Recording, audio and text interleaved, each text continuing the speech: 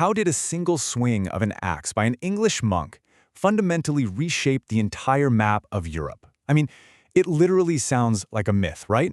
But it was a very real, highly calculated moment that completely altered the course of history. Let us stand fast in what is right and prepare our souls for trial. Let us be neither dogs that do not bark nor silent onlookers.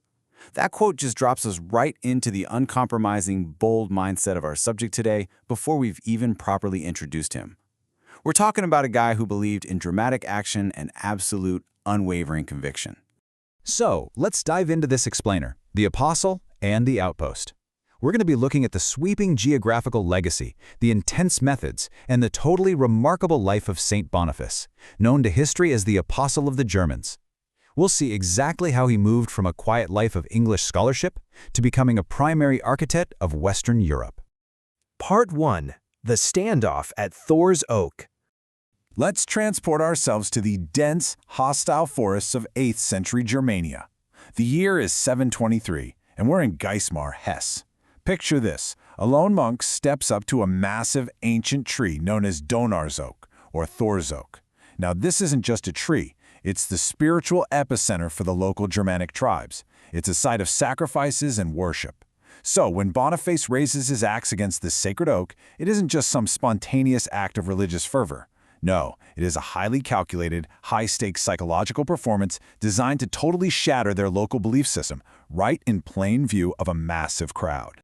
Now, you get these differing historical accounts, and they paint a fascinating picture of this standoff. The pagan locals, totally enraged and cursing him, fully expected Thor, the god of thunder, to strike this arrogant monk dead with lightning. But when the axe fell, the gods stayed silent. On the flip side, the Christian historical accounts report that a rushing wind miraculously blew through and split the massive ancient oak cleanly into 4 pieces. And the result of all this? Well, when their gods failed to defend their most sacred shrine, the local population converted en masse. Boniface then brilliantly used the wood from that very oak to build a Christian chapel right on that exact spot. Moving on to Part 2. Winfrid's early life. To really understand how he ended up swinging an axe in a German forest, we've got to flashback to his humble beginnings in England. Long before he was a famous missionary, he was actually known by his birth name, Winfrid. Born around 675 in Wessex to a prosperous family, his early life was entirely defined by quiet study. By age 14, he was undergoing rigorous monastic training, first at Exeter and later at the Abbey of Nursling. He steeped himself in deep administrative and theological training. And by age 30, his scholarly rise just kept going, as he was officially ordained as a priest in the English Church. Winfrid's early successes were pretty remarkable. I mean, he actually authored the very first Latin grammar ever produced in England. He was such a highly regarded Abbey school teacher that his students were literally circulating notes from his classes. He was absolutely poised for a secure, comfortable, and highly prestigious intellectual career right in his homeland. But incredibly, in his mid-40s, he just walked away from all of that safety. He left a successful life behind to risk it all on the chaotic, pagan frontier of Europe. His first attempt at missionary work, however, was a complete disaster. In 716, Winfrid went to Frisia. His early tactics mostly involved just wandering and preaching, but he lacked any real authority and immediately clashed with a hostile pagan ruler, King Radbod. Winfrid had to retreat in total defeat. But this failure forced him to completely overhaul his strategy. He realized isolated preaching just wasn't going to cut it. So his later tactics shifted entirely to seeking centralized Roman authority, implementing strict monastic discipline, and, crucially, securing Frankish military protection. Which brings us to Part 3, Rome and a New Name. It's absolutely fascinating how rapidly he rebounded from that defeat. Think about it. He fails in Frisia in 716. But instead of giving up, he travels directly to Rome to find the institutional legitimacy he so desperately needed to keep his mission alive. By 718, he's officially commissioned by Pope Gregory II, and by 723, empowered by Rome, he's out there executing his most famous act, the felling of Thor's Oak. He basically turned a total defeat into historic momentum in just a matter of years. Now, it was during that pivotal trip to Rome that the Pope gave Winfrid a new name, Boniface. Meaning benefactor, this name change wasn't just some symbolic gesture. It represented a powerful new mandate. He wasn't just an independent English monk anymore. He was now the official representative of the Pope, strictly ordered to systematically convert the Germanic tribes and reorganize their churches along Roman lines. Part 4. Building the Frankish Church. Boniface was smart. He knew he needed earthly power to protect his spiritual authority. So he formed a crucial alliance with Charles Martel, and later with his sons, Carloman and Palapine the Short. As Boniface himself wrote, "Without the protection of Charles Martel, I could neither administer his church, defend his clergy, nor prevent idolatry." This was a mutually beneficial, albeit super politically complex, marriage. Boniface brought Roman religious tradition and education to the table, while the Franks provided the heavy military might necessary to just survive in these dangerous territories. And the sheer scale of his organizational genius was just staggering.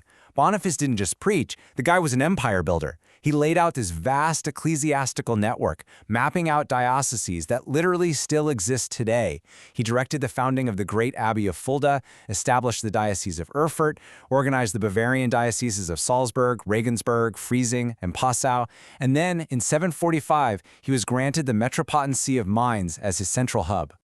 The real secret to his success was this powerful equation. Boniface combined strict monastic discipline with highly strategic political alliances. He connected his macro-level political maneuvering with the Carolingian kings to his micro-level installation of British monks and nuns, who he brought over from England, by the way, to completely solidify the church's foundation. And this combination? It resulted in the fundamental reshaping of European geography. Part 5. Final Mission and Martyrdom. But his story doesn't end behind a desk in Mainz. In 754 AD, at the age of 80, a time when pretty much anyone else would be resting on their monumental achievements, Boniface stepped down. He actually returned to Frisia. Just think about the personal weight of that for a second. He never gave up on the Frisians, despite his initial humiliating failure there 38 years prior. He went back, and he was peacefully preparing a group of newly baptized converts for confirmation near the town of Duckham. But as he waited, his encampment was subjected to a sudden, terrifying ambush by an armed mob of pagans. His companions naturally drew their weapons to fight back, but Boniface actually stopped them. Showing an absolute commitment to his principles, he commanded, "Cease fighting, lay down your arms, for we are told in Scripture not to render evil for evil, but to overcome evil by good."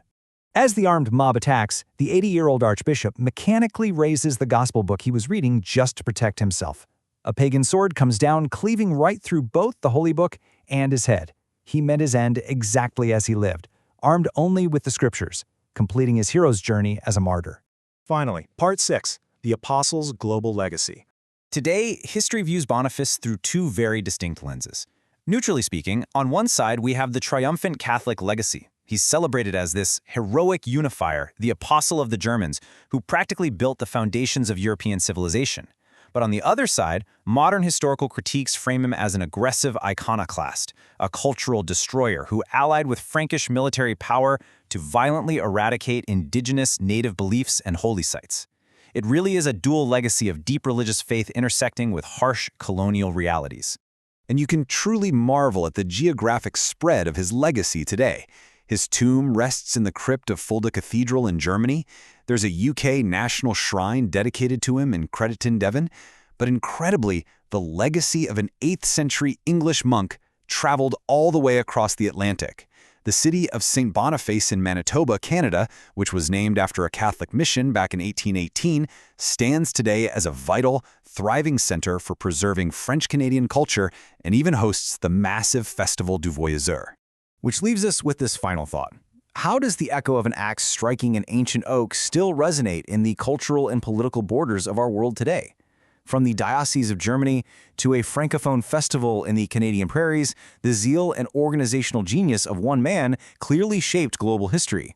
What you should take away from this is that whether you view him as a saint or a conqueror, his impact on the map is absolutely undeniable.